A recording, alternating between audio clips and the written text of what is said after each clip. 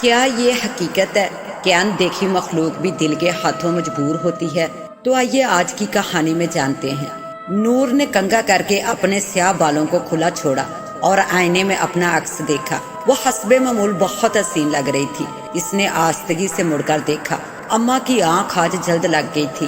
ان کے خراٹے کمرے میں گونج رہے تھے۔ اماں کے جلد سو جانے کا مطلب اس کی آزادی ہوتا تھا۔ اس نے آج پھر سجنے سورنے کا ارادہ کیا۔ وہ برانڈڈ کپڑوں، زیورات اور میک اپ کی دلدارہ تھی۔ اس کا تعلق ایک غریب گھرانے سے تھا۔ اس کی اماں جوانی میں بیوہ ہو گئی تھی۔ انہوں نے اس کی خاطر دوسری شادی نہیں کی تھی، بلکہ لوگوں کے کپڑے سی سی کر اس کا اور اپنا پیٹ پالتی تھی۔ جب سے وہ جوان ہوئی تھی، اس کی فرمائشیں پوری کرتے کرتے اماں ہانپنے لگ گئی تھی۔ اس کی آنکھوں میں ایسے زرتار خواب سجے تھے کہ اماں ان سے اکثر خوفزدہ ہو جاتی تھی۔ اس کے نزدیک امیر ہونا زندگی کی سب سے بڑی نعمت تھی۔ وہ اٹھتے بیٹھتے اپنے نصیبوں کو کوستی رہتی تھی کہ اللہ تعالیٰ نے اسے ایک غریب گھر میں پیدا کیا۔ اماں اکثر اس کی ناشکر گزاری کی عادت سے تنگ ہو کر اسے برا بلا سنا دیتی تھی، مگر وہ بھی ڈھیٹ تھی۔ اسے دونوں کانوں کا استعمال خوب آتا تھا۔ آج بھی اماں کو سوتے دیکھ کر اس نے پلان بنا لیا تھا کہ آج اسے اشرویہ رائے کی طرح تیار ہونا تھا۔ اماں کی نیند اس وقت اسے نعمت محسوس ہو رہی تھی، کیونکہ اماں کے جاگتے ہوئے اس کا سجنا سورنا ناممکن تھا۔ انہیں کنواری لڑکیوں کا بال کھولنا، سجنا سورنا، مٹکنا، ادائیں دکھانا سب سخت ناپسند تھا۔ اس نے اماں کی الماری سے ان کا سرخ شادی کا مکیش سے بڑا جوڑا نکالا اور پہن لیا۔ پھر اس نے چھپکے سے جولری باکس میں سے اماں کی جوانی کی پنجیب نکالی اور اپنے گورے گورے پیروں میں باندھ لی۔ اس نے چوڑیوں کے سٹینڈ سے سرخ اور سبز چوڑیاں نکالی اور انہیں کلائی بھر پہن لیا۔ اس نے پھر ڈرتے سرخ لپسٹک بھی ہونٹوں پر لگا لی۔ آخر میں اماں کا عطر بھی ڈھیر سارا خود پر چھڑک لیا۔ اپنا بجلیاں گراتا عکس دیکھ کر وہ خود ہی دل میں اترا اٹھی۔ اس نے ہولے سے آئینے کو مخاطب کرتے ہوئے کہا، بول رے بول آئینے، کیا مجھ سے حسین نازنین کبھی تو نے دیکھی ہے؟ آئینے کی خاموشی پر وہ خود ہی کھلکھلا کر ہنس پڑتی۔ اس نے اپنی طرف سے اشرویہ رائے کی طرح کا پوز بنایا اور ہاتھ سے ایک ادا سے آئینے کی جانب اشارہ کیا اور ہولے سے بولی، دت بدو، ہو گیا نا دم بخود، میرا روپ ہے ہی ایسا کجرارا۔ وہ ایک ادا سے لہراتی مٹکتی ہوئی باہر چلی آئی۔ اس کی سیاہ طویل زلفوں میں اب تک پانی کے قطرے جھلملا رہے تھے۔ اس نے عمر کی 20ویں سیڑھی پر قدم ہی رکھا تھا، حال ہی میں BA پاس کیا تھا اور آج کل گھرداری کے اموار سیکھنے میں مصروف تھی۔ اس کا فارغ وقت رسالے پڑھتے اور فلمیں دیکھ کر گزرتا تھا۔ انہی کا نتیجہ تھا کہ وہ جاگتی آنکھوں سے بھی خواب دیکھنے لگی تھی۔ اسے یقین تھا کہ جلد ہی کوئی شہزادہ اسے بیاہ کر دور دیس لے جائے گا اور وہ اور اس کا شہزادہ ہمیشہ محبت کی پینگ جھولتے رہیں گے۔ اس کی آنے والی خوش رنگ زندگی میں بیوہ ماں کی موجودگی کا سایہ تک نہیں تھا۔ اس نے دل ہی دل میں ارادہ کیا تھا کہ وہ کبھی کبھی اماں سے ملنے آیا کرے گی۔ وہ جلد سے جلد اماں کے ساتھ سے چھٹکارا حاصل کرنا چاہتی تھی۔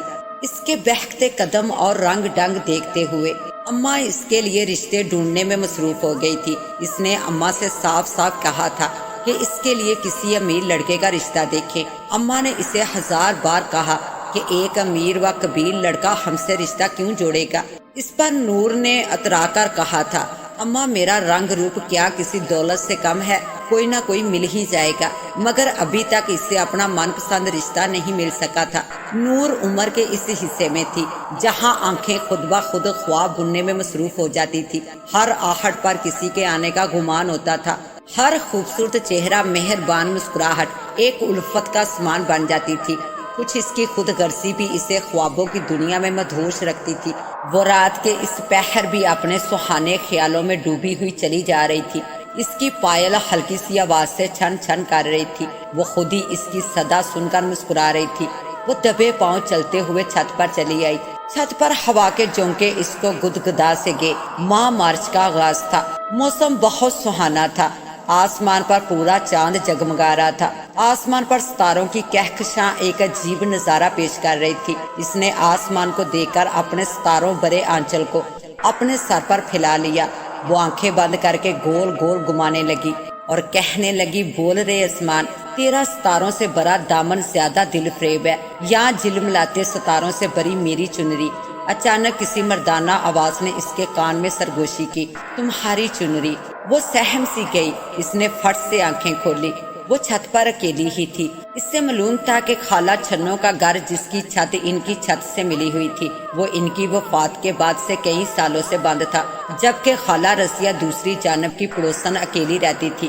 ان کے بیٹے اور میاں بیرون ملک مقیم تھے۔ اس نے بے قراری سے ہر طرف نظر دوڑائی، مگر نصف شب کے اس پہر کوئی بھی اسے کسی چھت پر نظر نہیں آیا۔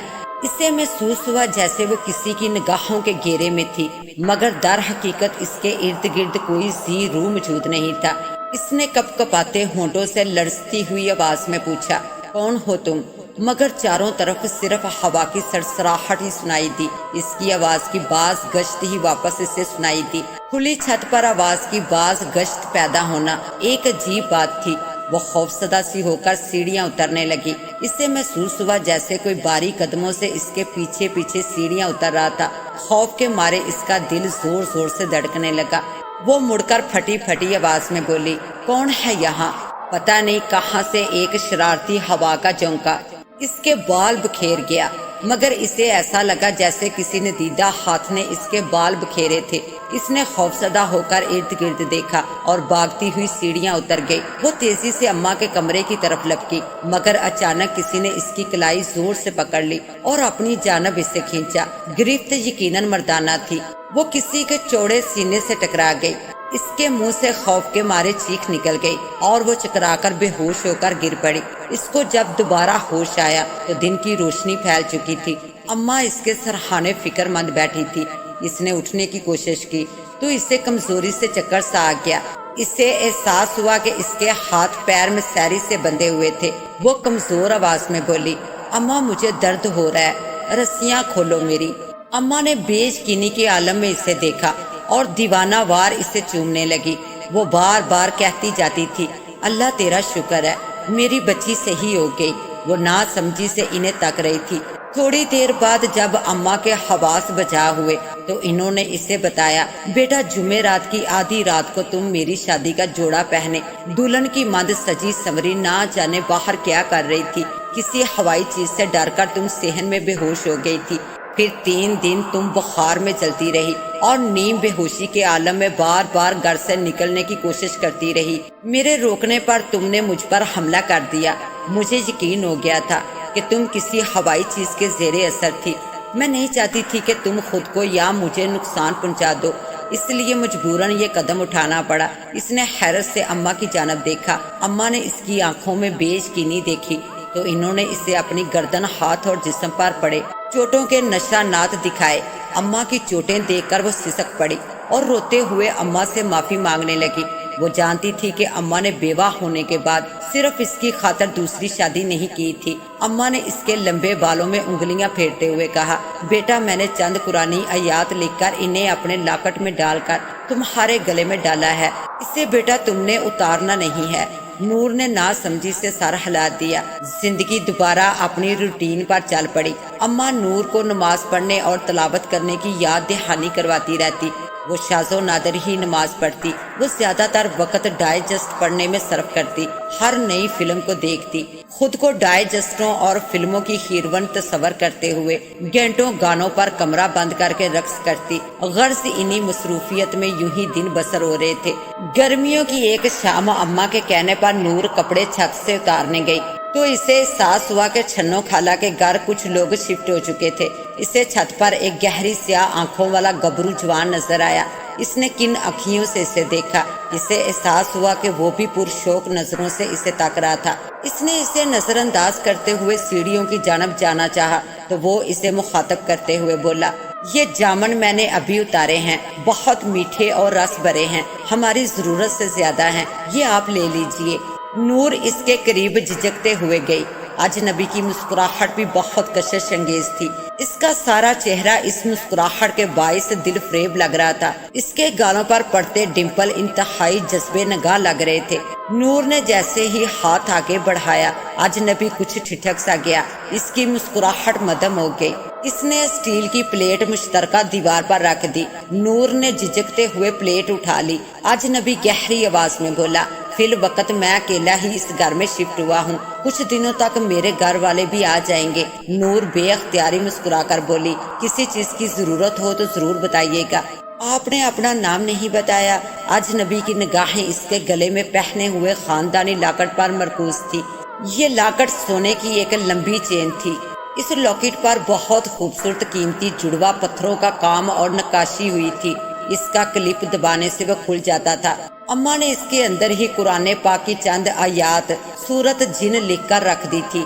نور نے اس پر انگلی رکھتے ہوئے شرماتے ہوئے کہا، لگتا ہے آپ کو ہمارا لاکٹ بہت پسند آیا ہے۔ ہماری اماں کا خاندانی لاکٹ ہے، نسلوں سے یہ ہمارے گھرانے میں چلا آ رہا ہے۔ اجنبی نے سر ہلاتے ہوئے کہا، جی مجھے اندازہ ہو گیا تھا، میں جوہری ہوں اور سونے کی پہچان بخوبی رکھتا ہوں۔ نور کا دل دھڑک اٹھا، یعنی اجنبی باحثیت بھی تھا۔ اس کی دلی خواہش تھی کہ اس سے امیر شخص کا ساتھ نصیب ہو۔ اجنبی بہت سنجیدگی سے بولا، میرا نام اظہر ہے، میں نے ذاتی کوٹھی ڈیفنس میں خریدی ہے، قبضہ کچھ ماہ بعد ملنا ہے، اس لیے یہ گھر بھی بطور سرمایہ کاری خرید لیا ہے۔ نور نے جامن سے بری پلیٹ اٹھائی، کپڑے دوسرے ہاتھ میں تھامے اور مسکراتی ہوئی نیچے اتر آئی۔ اس کا دل کیا کہ اماں کو اظہر کی آمد کے بارے میں بتائے، مگر یہ سوچ کر چپ ہو گئی کہ اگر اماں کو پتہ چل گیا کہ وہ تنہا رہتا ہے تو اس کا چھت پر جانا بند ہو جائے گا۔ یہ اسے کسی صورت منظور نہیں تھا۔ اماں اس کے ہاتھ میں جامن دیکھتے ہوئے بولی، بیٹا خالی مکانوں میں نہیں جاتے، وہاں جن اور دیگر ہوائی چیزیں مقیم ہونے لگتی ہیں۔ تو مغرب کے وقت درختوں کے گرد منڈلاتی پھر رہی ہے، عقل کر میری بچی۔ نور نے جامن دو کر کھاتے ہوئے کہا، اماں جن اور ہوائی چیزیں اتنی فارغ نہیں ہیں کہ خالہ چھنوں کے کھنڈر گھر کو رہائش کے لیے چنے، آخر کار جنوں کا بھی کوئی معیار ہوتا ہے۔ اماں بڑبڑاتی ہوئی وضو کرنے چل پڑی۔ انہوں نے اسے بھی نماز پڑھنے کے لیے کہا، مگر نور نے سنی انسنی کرتے ہوئے اپنا فون اٹھایا اور فلم دیکھنے بیٹھ گئی۔ اور رات کو اماں طبیعت کی خرابی کے باعث جلد سو گئی اور اس کی تو جیسے مراد بار آئی، وہ ابھی ابھی نہا کر نکلی تھی۔ اس نے اپنی الماری سے گوٹے والی زرد رنگ کی فراق اور چوڑی دار پنجامہ نکالا اور سجنے سنورنے میں مصروف ہو گئی۔ وہ کچھ ماہ پہلے پیش آئے واقعے کو بیانہ خواب سمجھ کر بھول چکی تھی۔ وہ تیار ہو کر پائل پہنے سج کر سیڑھیاں چڑھتے ہوئے ہولے ہولے گنگنانے لگی، سجنا ہے مجھے سجنا کے لیے۔ چھت پر پہنچ کر اس نے آسمان کی طرف نظر دوڑائی۔ آسمان ستاروں سے بھرا ہوا تھا، چاند چاندنی کی تھالی کی مند آسمان کے وسط میں ٹکا ہوا تھا۔ سمندر سے آنے والی ہوا اس کی کھلی زلفوں سے اٹکیلیاں کرنے میں مصروف تھی، وہ بھی آنکھیں بند کیے گنگنانے میں مصروف تھی۔ اچانک اسے احساس ہوا کہ کوئی اسے پرشوق نگاہوں سے تک رہا تھا۔ اس نے ارد گرد دیکھا مگر اسے فوری طور پر کوئی نظر نہ آیا۔ اس نے سر جھٹکا اور چھت پر پڑے موتیے کے گملوں سے پھول اتارنے میں مصروف ہو گئی۔ اماں نے بے شمار پھولدار پودے گملوں میں لگا کر چھت پر رکھے ہوئے تھے۔ اس وقت ان کے باعث فضا مہک رہی تھی۔ رات کی رانی کی میٹھی خوشبو سب خوشبوؤں پر حاوی تھی۔ وہ پھول اتارتے خالہ چھنوں کی چھت کی دیوار کے قریب پہنچی۔ اچانک اسے اندھیرے میں دو چمکتی آنکھیں اپنے انتہائی نزدیک نظر آئی۔ وہ انتہائی خوفزدہ ہو گئی، مگر پھر اسے احساس ہوا کہ درمیانی دیوار پر سیاہ کپڑوں میں ملبوس اظہر بیٹھا اسے پرشوق نگاہوں سے تک رہا تھا۔ عجب بات یہ تھی کہ اس وقت اس کی آنکھیں سبز محسوس ہو رہی تھی۔ اسے لگ رہا تھا جیسے دو دیے جل رہے تھے۔ گھبراہٹ میں نور کے دوپٹے میں جمع شدہ سارے موتیے کے پھول گر گئے، کچھ پھول اظہر کے بالوں میں ٹک گئے۔ اظہر اسے مخمار نگاہوں سے دیکھ رہا تھا۔ نور کا دل تیزی سے دھڑکنے لگا۔ وہ بے اختیار بول پڑی، آپ ڈرا دیا آپ نے مجھے، اگر میرا ہارٹ فیل ہو جاتا تو؟ اظہر باری آواز میں بولا، الٹا چور کوتوال کو ڈانٹے، میں تو پہلے سے یہاں بیٹھا تھا، آپ بعد میں آئی ہیں، ویسے کس کے قتل کے ارادے ہیں؟ اس نے اس کے سجے سمرے سراپے پر نظر ڈالتے ہوئے کہا۔ وہ ان کی چھت پر کود آیا تھا اور زمین پر گرے پھول سمیٹنے لگا۔ نور کو اچانک ڈر سا محسوس ہو رہا تھا۔ رات کے اس پہر ایک اجنبی نوجوان لڑکے کے سامنے سجی دجی اکیلی موجود تھی، مگر اظہر اس کے خوف سے بے نیاز پھول اکٹھے کرنے میں مصروف تھا۔ پھر اس نے اچانک تمام پھول اس کے اوپر نشاور کر دیے۔ زیادہ تر پھول اس کی دراز زلفوں میں اٹک گئے۔ نور بے اختیاری شرم سے چھوئی موئی بن گئی۔ اظہر ایک جذب کے عالم میں اس کی طرف بڑھا، مگر پھر نہ جانے کیوں تھم سا گیا۔ نور شرماتے ہوئے بولی، میں نیچے چلتی ہوں، کہیں اماں اٹھ نہ جائیں۔ اظہر نے ہلکے سے سر ہلایا اور اپنے گھر کی چھت کی طرف کود کر چلا گیا۔ نور گنگناتی ہوئی سیڑھیوں سے نیچے اتر آئی۔ اسے یقین ہو گیا تھا کہ اظہر اس پر مر مٹ چکا تھا۔ وہ اپنی آنکھوں میں خوبصورت خواب سجائے سو گئی۔ آلے صبح اس کی آنکھ اماں کی آواز سے کھلی۔ دور مولوی صاحب نماز فجر کے لیے اذان دے رہے تھے، مگر گزری رات کے لیٹ نائٹ سونے کے باعث اس سے اٹھا ہی نہیں گیا۔ وہ ہوں ہاں کرتی کروٹ بدل کر پھر سو گئی۔ دن چڑھے جب وہ سو کر اٹھی تو اماں کا موڈ بہت خراب تھا، مگر اس نے اپنے روایتی پیار محبت سے انہیں منا لیا۔ اس کو دوپہر میں اماں کے سونے کے وقت میں جیسے ہی مہلت ملی، وہ سیڑھیاں پھلانگتی بلا جھجک چھت پر آ پہنچی۔ اس نے بے قراری سے چھنو خالہ کی چھت پر جھانکا، مگر اسے وہ دشمن جان کہیں نظر نہ آیا۔ اس کے دل میں نہ جانے کیا آیا۔ وہ چھلانگ لگا کر چھنو خالہ کی چھت پر کود گئی، دبے پاؤں سیڑھیوں سے نیچے اتری۔ اس سے بہت حیرت ہوئی۔ گھر کا صحن بہت گندا تھا، جا بجا درختوں کے پتوں کے ڈھیر، ہڈیوں اور گوبر پڑا ہوا تھا۔ ایک عجیب سی بو گھر میں پھیلی ہوئی تھی۔ اسے یاد آیا کہ اماں اکثر کہتی تھی کہ جنوں کی خوراک ہڈیاں اور گوبر ہوتا ہے۔ اس سے خود بخود ہی اپنی احمق سوچ پر ہنسی آ گئی۔ منہ کھول کر ہنسنے کے باعث بدبو اس کے ناک میں بس سی گئی۔ اس نے ناگواری سے بے اختیاری دوپٹے کو ناک پر رکھ لیا اور بڑبڑائی، توبہ توبہ کتنے گندے ہیں آپ اظہر۔ یہ کہنے کی دیر تھی کہ ایک پلا ہوا بلا دیوار پر چلتے ہوئے اس کے سامنے آ پہنچا۔ اس کی آنکھیں سبز دیو کی ماند دمک رہی تھی۔ اس کو بے اختیار ہی اظہر کی آنکھیں یاد آ گئی۔ وہ ناک پر دوپٹہ رکھ کر صحن سے کمرے میں داخل ہو گئی۔ کمرے میں داخل ہو کر وہ ایک لمحے کے لیے چکرا سی گئی۔ وہ کمرہ کسی طور خالہ چھنوں کے پرانے گھر کا کمرہ نہیں تھا۔ وہ کمرہ نہایت ہی آراستہ تھا۔ بھاری ابنوس کی لکڑی کا فرنیچر، معطر فضا، جا بجا جلتے شمعدان، کمرے میں بھاری پردے کھینچے ہوئے تھے۔ کسی کمرے سے کسی کے گانے کی سریلی آواز آ رہی تھی۔ نور سحر زدہ سی ہو کر کمرے کا دروازہ کھول کر اور جھجکتے ہوئے باہر نکلی۔ اس کے سامنے ایک طویل راہداری موجود تھی۔ اس نے بے یقینی سے ارد گرد دیکھا۔ 5 مرلے کے پرانے گھر کا نقشہ اس وقت بدلا ہوا لگ رہا تھا۔ اسے لگا جیسے خالہ چھنوں کا گھر ایکڑوں رقبے پر محیط ہو گیا تھا۔ اس کا ماتھا پسینے سے برسا گیا۔ اس کا دل زور زور سے دھڑک رہا تھا۔ اسے احساس تھا کہ وہ کسی جادو نگری میں آ گئی تھی۔ اس سے اپنی کل ہی پڑھی ہوئی کتاب خواب نگر یاد آ گئی۔ اچانک ایک کمرے سے ایک حسین لڑکی برآمد ہوئی۔ اس نے جامنی رنگ کا غرارہ سوٹ پہنا ہوا تھا۔ اس کے زیورات بہت ہی قیمتی تھے۔ وہ اسے دیکھ کر مسکرائی اور بے تکلفی سے بولی، ارے نور تم کب آئی؟ اس نے حیرت سے اس کی جانب دیکھا اور ہکلاتے ہوئے بولی، تم کون ہو؟ یہ کون سی جگہ ہے؟ لڑکی مترنم کہکا لگا کر ہنس پڑی اور بولی، بھئی کیوں اتنا ڈر رہی ہو؟ میں اظہر کی بہن لفین ہوں۔ کل ہی اماں اور دیگر بہن بھائی ادھر شفٹ ہوئے ہیں۔ اظہر کو دل دیتے ہوئے تم نے ایک منٹ کے لیے نہیں سوچا تھا، اب میرے سامنے بن رہی ہو۔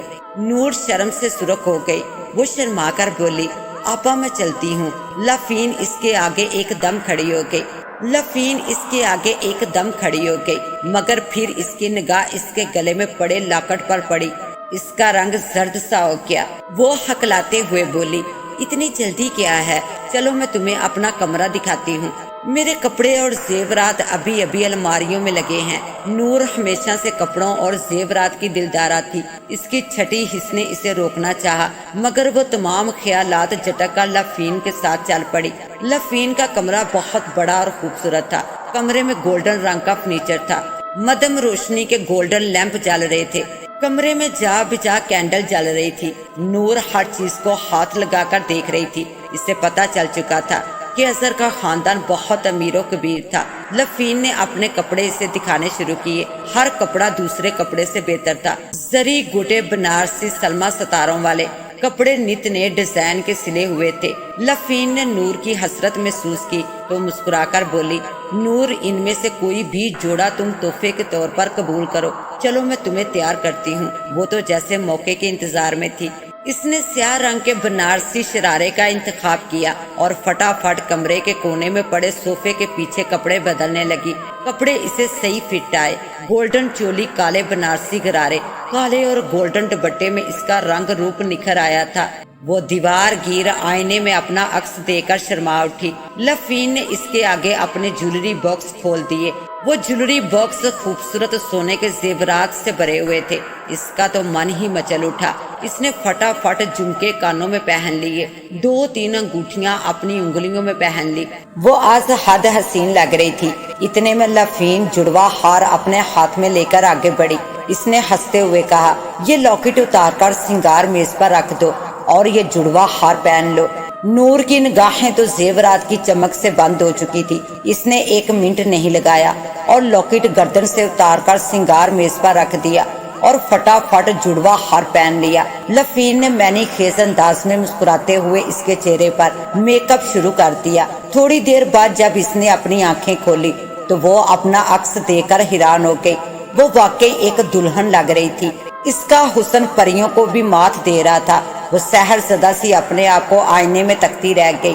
کافی دیر بعد جب اسے ہوش آیا کہ وہ دیوانہ وار خود کو ہی تک رہی ہے تو وہ شرما سی گئی۔ اس نے مڑ کر دیکھا تو اسے احساس ہوا کہ وہ کمرے میں بالکل تنہا تھی۔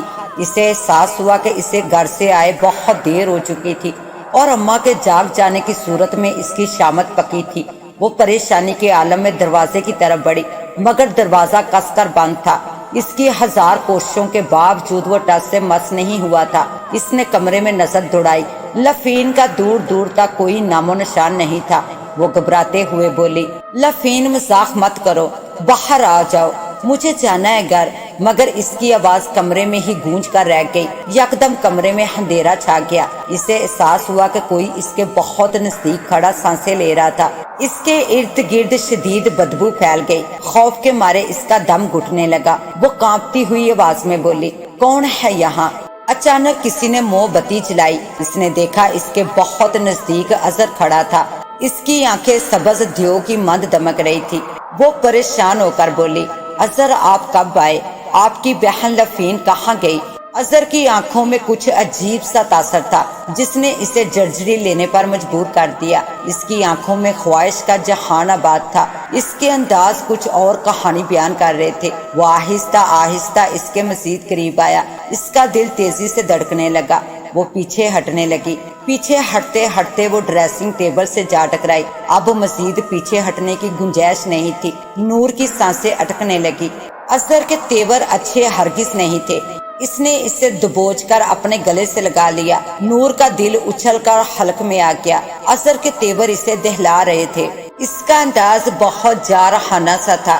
کتنے مہینوں سے میں تمہاری چاہ میں تڑپ رہا تھا۔ تم چھت پر سج دج کر خوشبو لگا کر مجھے ہی بلانے جاتی تھی نا۔ نور کی سانسیں اٹکنے سی لگی۔ اس نے اپنے آپ کو اس کی گرفت سے آزاد کرنے کی جدوجہد کرتے ہوئے کہا، کیا مطلب ہے؟ اظہر دیوانہ وار کہکا لگا کر ہنسا اور بولا، مارچ کی وہ سہانی رات بھول گئی جب ستاروں بری اوڑھنی اوڑھے تم چھت پر خرمستیاں کر رہی تھی۔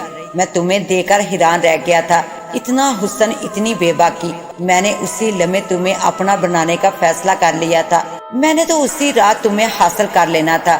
اگر تم میری گرفت میں آ کر بے ہوش نہ ہو گئی ہوتی، پھر تمہاری اماں نے موقع پر آ کر میرا پلان خراب کر دیا تھا۔ تمہاری اماں نے فوراً آیات قرآنی پڑھنی شروع کر دی۔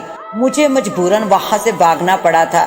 میں تمہیں وہاں بے آبرو نہیں کر سکتا تھا۔ میں نے کوشش کی کہ تمہیں گھر سے کسی طور باہر لے آؤں، مگر تمہاری اماں نے تمہیں میری دسترس سے دور کر دیا تھا۔ آج اتنے ماہ بعد مجھے موقع ملا ہے تو تمہیں کیسے جانے دوں؟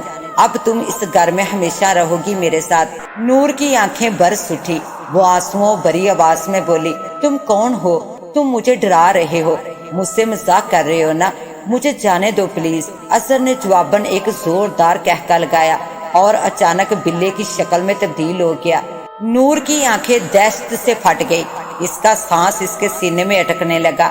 اس نے آنکھیں بند کی اور سانس ہموار کرنے کی کوشش کی۔ اس نے آنکھیں کھولی تو اظہر مسکراتا ہوا اس کے سامنے موجود تھا۔ وہ ٹھہرے ٹھہرے لہجے میں بولا، تم نے پوچھا تھا کہ میں کون ہوں؟ میں ایک جن ہوں۔